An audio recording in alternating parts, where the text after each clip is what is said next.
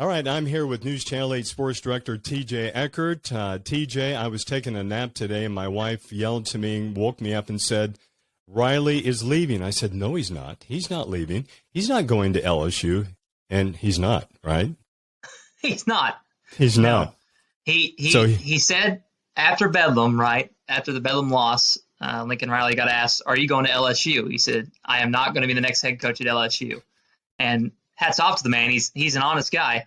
But no, Lincoln Riley going to USC, Southern Cal. That's something that I don't think really any of us saw coming. So you were at Bedlam last night, right? What a game. Unbelievable game.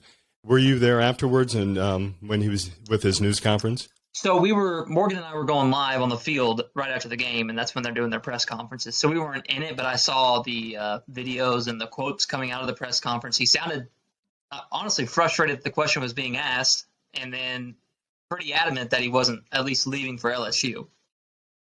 Well, no one thought, you weren't there, but no one thought to ask the follow-up question, are you going someplace else? Because that's never been brought up, right? It was always LSU rumors. Yeah, all of the rumors that people brought up were LSU centric. There was nothing else, especially, and you'll know, when Bob Stoops was at OU, every time there was a big head coaching opening, it was like, oh, Bob Stoops might go there. He might go to the NFL. And obviously none of those were substantiated. And so that's kind of how the LSU rumors felt with Riley. They weren't started by, people in the know. They were started by people on message boards, and it just kind of grew and grew. And so hardly ever did the Lincoln Riley to USC thing come up. I don't remember seeing anything connecting the two until literally the day when it was announced.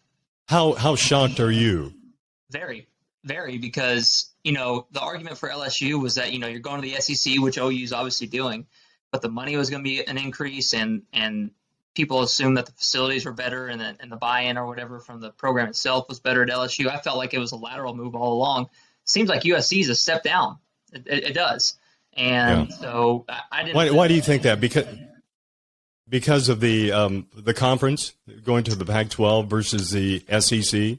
Yeah, so there's a step down there. There's a step down in where the program's currently at. He's going into a program that he's not having to rebuild necessarily, but to the Pete Carroll days, it's nowhere near where it was at that time, where it was one of the top programs, if not the top program in the country. So he's walking into something that's at OU. Bob Stoops handed him the keys to the Ferrari, basically, and Riley was just able to go drive off the lot. But, he's not getting a Ferrari at USC right now. No. So why do you think he's making the move? Is it strictly money? Because he's making a lot of money right now at OU. Yeah, he's making about $8 million a year, and the reports at LSU were about $12 million a year when that contract was getting floated around. So it sounds like that's about what he's going to get at USC. The details aren't out yet, but that's kind of what it sounds like. There's rumors and reports around there that he wasn't in agreement with the move to the SEC. I hadn't heard that before until the past couple days, past couple hours. There was reports out there that he liked the idea of rebuilding a program like USC. He liked taking on that challenge. But remember, he's from West Texas, Muleshoe, small town in Texas, almost near New Mexico. He has no ties really to the California area other than he's been recruiting a bunch of players out there. So really, honestly, the only thing I can think of is that he was looking for something different.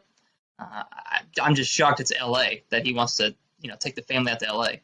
You wonder if it's a family decision, whether his wife is the one that said, hey, I'm tired of living in Oklahoma. I want to go out to L.A. Yeah, it's certainly possible. And then the other thing, I mentioned the SEC thing. Did he really want to coach in the SEC? I'm not one to think that coaches run away from challenges like that, so I'm not going to speculate and say that's what it was. But there's but a lot of people will. Yeah. A lot of people will say that he can't take the heat in the SEC and he's going to the Pac-12 where it's not nearly as good. No, but you got to think, too, that USC, there's a lot of pressure there at USC. It felt like OU was Lincoln's job until he didn't want it anymore. It felt like he would have had to – there was either a scandal or they had to really fall off the face of the map for him to get fired at OU. At USC, there's so much pressure to win there. They haven't kept a head coach for a very long time since Pete Carroll left. Yeah, right now they have an interim coach, and Clay Helton before that, he didn't last too long. And, and I will say one thing, though, that coming from the West Coast, the Pac-12, I used to live out there many. I grew up out there. SC is hated. They're hated because, I'll just put it out there, their fans are obnoxious. So, and if they lose one game, or something goes wrong, they go, fire the coach, fire the coach. So, we know that OU fans can be kind of tough, but good luck, Lincoln Riley there. Well, and dealing with LA media too is going to be hard to do. And yeah, he kind of leaves it's a similar situation, if you will, that OU is kind of the king of the Big 12 and kind of ruled the Big 12. They've done it since he's been there. And he goes to a place like USC where you can be that team, be that program. Oregon's doing it right now. But USC at one point was the school that everybody wanted to beat. I'm sure everybody still wants to beat USC, but that's kind of, I think, the program that he can build it into. It's just surprising for him to take what appears to be a step-down job from, honestly, one of the best top 3, 4, 5 jobs in all college football at OU. Yeah, I have so many questions. Fans have so many questions, like who's going to take over now? And we've heard rumors, or maybe it's not just rumors, that Bob Stoops is coming back for – temporarily? Yeah, so Bob Stoops, the reports have been confirmed by a lot of different people that he will coach the bowl game. And really, he's just a placeholder. It'll probably be Alex Grinch, who is doing most of the game planning, and the offensive coaching staff will help out with play calling and all those type things. But it will be interesting to see who they hire, Mark, because I would imagine it's a job that just about anybody in the country would accept. I don't know that there's that many jobs better than where OU is right now. What does this do for recruiting? Obviously, that's a big shock to the players, the recruits that were going to be coming to OU, the players that are playing here now. That's going to be a big blow, isn't it? That's the one thing that I think people aren't realizing, and maybe they are, but not just this recruiting class that's coming in, but the next couple that they've already started getting commits from. I've reached out to a few commits from classes down the road, and they said that they had no idea. So Lincoln didn't reach out to any of the recruits, which isn't very normal anyway to do that. But the recruits were blindsided just like we were. Most of their top recruits, they were blindsided. Did you ask them what they're going to do, or they have no idea right now? They have no idea right now. It's just so fresh. A lot of his top recruits for this next class, and some in the class after, are from the California area. So yeah, the quarterback, right? Malachi Nelson? Right. Yeah, he's from California. I would imagine he's not coming to OU now. Yeah, it does a lot for the future, that's for sure. What about Caleb Williams?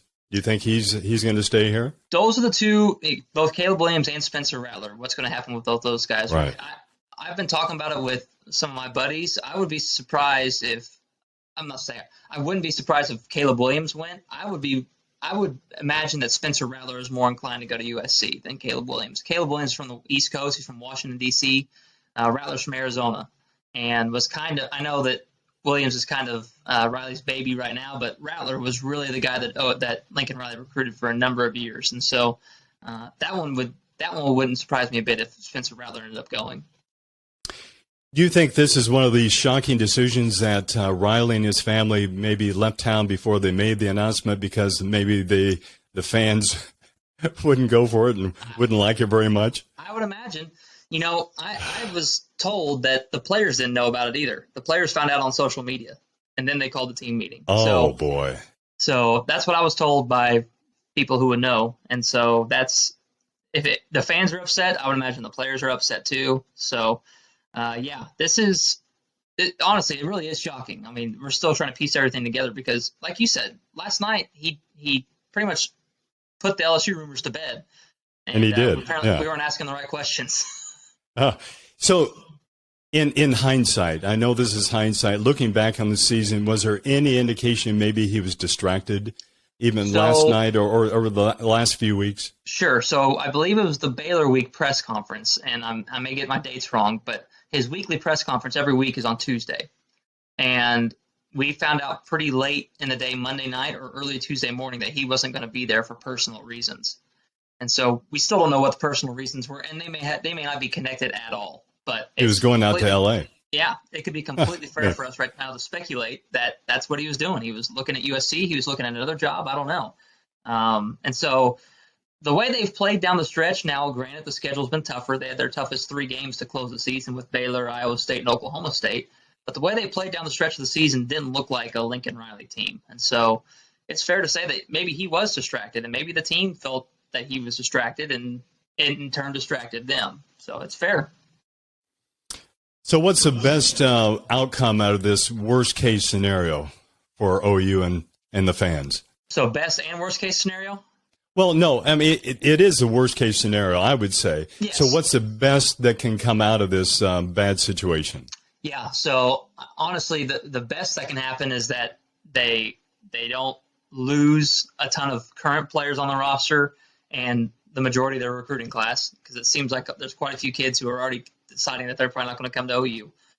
Best case scenario is that they hire someone, I don't want to say quickly, but before the end of the year, because this is about the time where coaches are starting to make their decisions, obviously.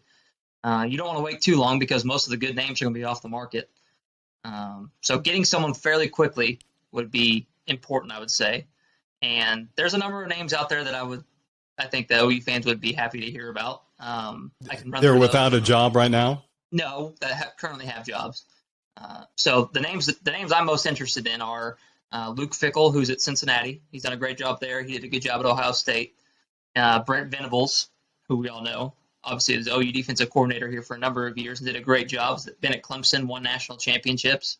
So those are the two big names. And then Lane Kiffin is at Ole Miss. That's another interesting name to keep an eye on. And he used to coach at USC. Yes. Right. So that would be kind of fun. That would be interesting. Yeah. Okay. So much speculation right now, and it just came down 2 or 3 hours ago, so we have a lot to talk about in the coming days and weeks, don't we? Yeah, so much stuff is still up in the air. Again, we still don't know. We haven't heard from Lincoln Riley about why. I'm sure we may not ever. We don't know what he's going to get paid, and then we haven't heard for anything from the OU brass about who they're targeting. So, yeah, we'll decide. Do you think we're going to hear more tomorrow on Monday? Probably. I hope so. We all want answers right now, that's for sure. Yeah. Well, okay. Stick around, stay tuned, and all that stuff. So, all right, TJ, thank you very much. Thanks, we have something to talk about, don't we? There's no doubt about that. All right. Thank you.